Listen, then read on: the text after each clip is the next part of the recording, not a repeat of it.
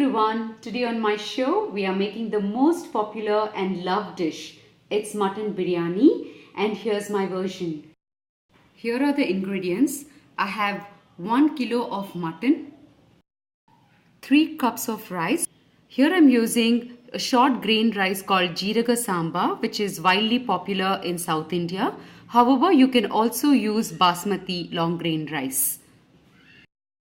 A cup of coriander leaves and mint leaves, also called as pudina.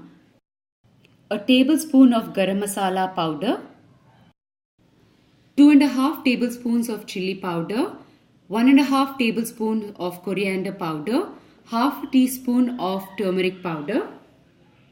6 tablespoons of ginger garlic paste. 8 medium-sized green chilies chopped. 3 large onions chopped, 25 small onions coarsely grinded, 6 tomatoes chopped, 4 tablespoons of curd, half lemon, a tablespoon of ghee, half a cup of refined oil. Here I'm using a pressure cooker to cook the mutton.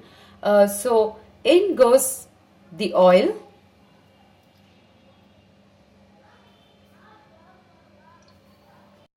to this I'm adding the onions. Now in goes the coarsely grinded small onions, and cook this for a while until it gets slightly brown in color.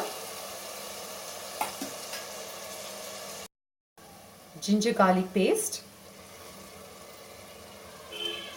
Cook this until the raw smell disappears. It's now time to add mutton. So in goes the mutton. Okay, the meat has been sauteing for a while now, and the idea of adding it to the oil is because it gets more juicier when you saute it in oil. So now it's time to add all our spices, that is chili powder, coriander and turmeric powder, and cook this for about a minute. In goes 1.5 tablespoons of sea salt, garam masala. The oil is separated from the meat, and it's now time to add tomatoes, green chili, pudina leaves and coriander leaves.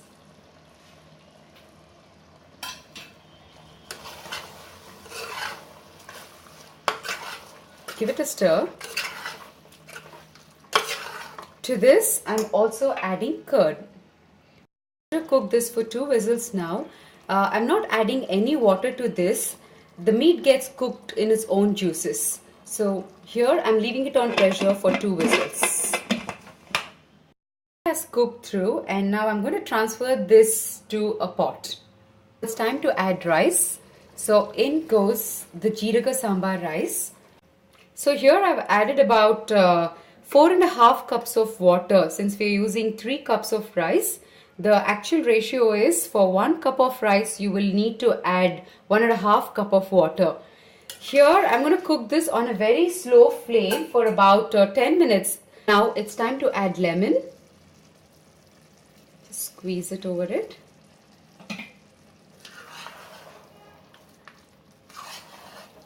Give it a cook. Give it a good stir.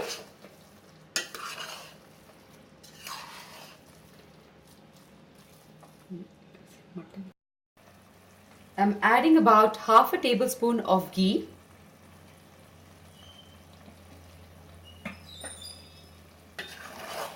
Give it a mix. Keep this pot over a tawa and place a heavy object on top of this lid. In this way we are sealing this pot to ensure that all the flavors gets evenly distributed within the pot. It's been on dum for 20 minutes now, and it's perfectly cooked, and it also smells really good.